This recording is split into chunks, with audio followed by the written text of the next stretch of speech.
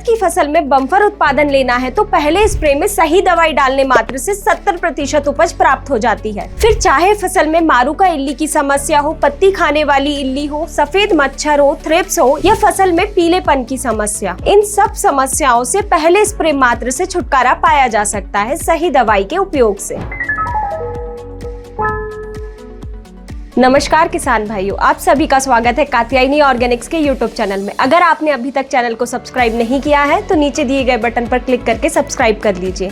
तो वीडियो को शुरू करते हैं। प्रारंभिक चरण में उचित देखभाल और सही दवाइयों का चयन बेहद जरूरी है। साथ ही पहला स्प्रे कब और कौन सी दवाइयों का उपयोग करना चाहिए, ये जानना आपकी फसल की सेहत और उत्पादन की क्षमता बढ़ाने के लिए बेहद जरूरी है। आज के इस वीडियो में हम यही चर्चा करेंगे कि उड़द की फसल में पहला स्प्रे कब करना चाहिए, कौन कौन सी दवाइयों का उपयोग करना चाहिए और साथ ही हमें किन बातों का ध्यान रखना चाहिए। किसान भाइयों, लगभग सभी राज्य में उड़द की बुआई हो चुकी है। जिन लोगों ने फरवरी में उड़द की बुआई की थी, अब उनकी उड़द की फसल में दूसरे स्प्रे की तैयारी होने लगी है। तो किसान भाइयों, आप इन दवाइयों का दूसरे स्प्रे के रूप में भी उपयोग कर सकते हैं अगर आपने पहले इन टेक्निकल का उपयोग नहीं किया है। किसान भाइयों, उड़द की फसल में पहला स्प्रे तभी करना चाहिए जब पौधा 2 से 4 पत्ती की अवस्था में पहुंच जाए। ये वह समय होता है जब हल्के कीड़े और रोगों का प्रकोप दिखाई देने लगता है और यदि इस समय आप सही दवाइयों का उपयोग नहीं करते हैं तो आगे चलकर आपको फसल में भारी नुकसान झेलना पड़ेगा। यदि आपकी फसल में किसी भी प्रकार की बीमारियां या कीटों का हमला नहीं दिख रहा है तो भी आपको सुरक्षा के तौर पर स्प्रे करना जरूरी है। इससे भविष्य में फसल पर किसी भी प्रकार का खतरा नहीं आएगा और पैदावार बेहतर होगी। अब बात करते हैं उन दवाइयों की जिन्हें पहले स्प्रे के रूप में ली जानी चाहिए, जिसमें सही कीटनाशक, फफूंदनाशक और बेस्ट टॉनिक यानी PGR का चयन करना बेहद जरूरी है। अगर देखा जाए तो 15 से 20 दिन की उड़द की फसल में सबसे ज्यादा मारूका इल्ली, तमाकू इल्ली, हरा तेला, थ्रिप्स, सफेद मच्छर, माहू आदि का प्रकोप देखने को मिलता है। हमें कोशिश ये करनी चाहिए कि हमें पहले स्प्रे में ऐसी दवाई का चुनाव करें जिससे एक बार में ही इन सभी कीटों से छुटकारा मिल जाए, ताकि हमें बार बार स्प्रे करने की जरूरत ना पड़े। तो किसान भाइयों, अगर आपकी उड़द की फसल में हरा तेला, सफेद मच्छर, माहू जैसे रस चूसक कीट का हमला हो चुका है तो आपको सही टेक्निकल का ही शुरुआत में इस्तेमाल कर लेना चाहिए, क्योंकि यह कीट पौधे की कोमल पत्तियों का रस चूसते हैं और जिससे पौधे की वृद्धि रुक जाती है। और इस समय सिर्फ 2-4 पत्तियां होती हैं पौधे में, तो इन सभी कीटों से पौधा अत्यंत प्रभावित होता है और देखते ही देखते पौधे की पत्तियां पीली पड़ने लग जाती हैं और पौधा कमजोर होकर नीचे की ओर झुकने लगता है और पूरी फसल खराब हो जाती है। और आपको ये जानकर बहुत हैरानी होगी कि यही रस चूसक कीटों की वजह से उड़द की फसल में लीफ कर्लिंग की समस्या आती है।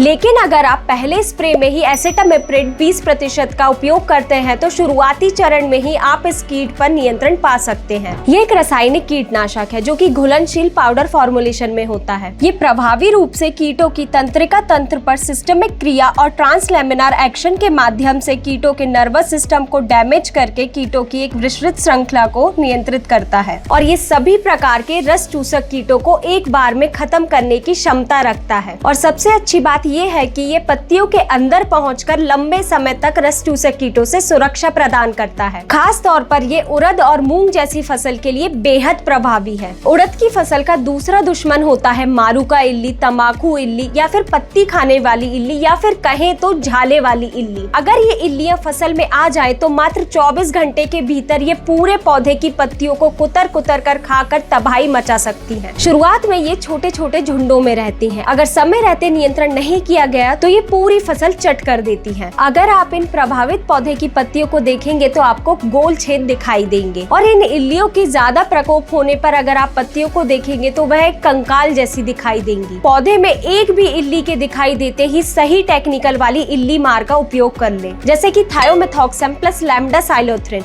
जो कि कात्यायनी के चक्रवर्ती नाम से आता है। इसमें मौजूद थायोमेथॉक्सम सिस्टमिक एक्शन द्वारा कार्य करने वाला कीटनाशक है जो पौधे द्वारा आसानी से अवशोषित होकर पौधे में मौजूद सभी टिश्यूज में फैल जाता है और जब कीट पौधे के किसी भी हिस्से को खाता है तो यह उनके नर्वस सिस्टम को प्रभावित करता है, जिससे कीट मर जाते हैं। वहीं लैम्डासाइलोथ्रिन अपनी संपर्क क्रिया द्वारा कार्य करता है। जब कोई भी इल्ली इस कीटनाशक के संपर्क में आती है या फिर पौधे की पत्तियों को खाती है तो ये लैम्डासाइलोथ्रिन के कारण उनका नर्वस सिस्टम डैमेज हो जाता है, जिससे मौजूदा कीट की कुछ ही समय में मौत हो जाती है। कीटों की समस्या के बाद इस अवस्था में सबसे मुख्य समस्या जो आती है वो है रोग की, जिसमें कि पीला मोजाइक वायरस या फिर कहे तो पीलिया रोग सबसे आम है। और इसी समय रतुआ रोग, झुलसा रोग जैसी समस्या भी देखने को मिलती है। पीला मोजाइक की बात करें तो पत्तियों पर छोटे छोटे पीले धब्बे बनने लगते हैं। धीरे धीरे पूरी पत्तियां पीली पड़ने लगती हैं और बढ़वार रुक जाती है। और ये पीलिया रोग या येलो मोजाइक वायरस को फैलाने के पीछे